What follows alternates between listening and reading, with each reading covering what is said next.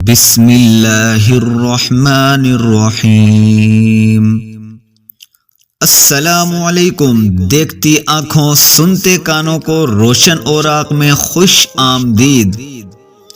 حضرت ابراہیم علیہ السلام کے متعلق ہم نے پہلے حصے کے اندر ان سے جو چیزیں ایجاد ہوئیں یا جو کام انہوں نے سب سے پہلے کیا اس کے بارے میں ہم نے سنا اور دیکھا تھا، اور اس حصے کے اندر ان کو نار نمرود میں جو ڈالا گیا اس کے بارے میں اور جو انہوں نے ہجرت کی اس کے بارے میں سنیں گے اور دیکھیں گے۔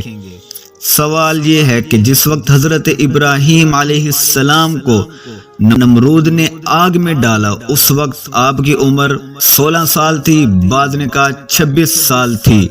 اسی طرح جب ابراہیم علیہ السلام کو جب آگ میں ڈالا گیا تو اس کے لیے انہوں نے 1 مہینے تک لکڑیاں جمع کی اور 7 دن تک آگ کو دہکایا گیا۔ حضرت ابراہیم علیہ السلام کو آگ کے اندر 7 دن، بعض نے لکھا ہے 40 دن، بعض نے لکھا ہے 50 دن رکھا گیا۔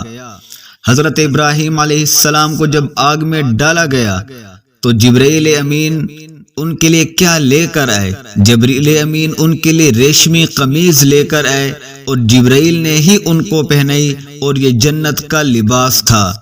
اسی طرح جب ابراہیم علیہ السلام کو آگ میں ڈالنے کے لیے انہوں نے کوشش کی تو آگ اتنی تیز تھی کہ اس کے قریب نہ جایا جا سکتا تھا۔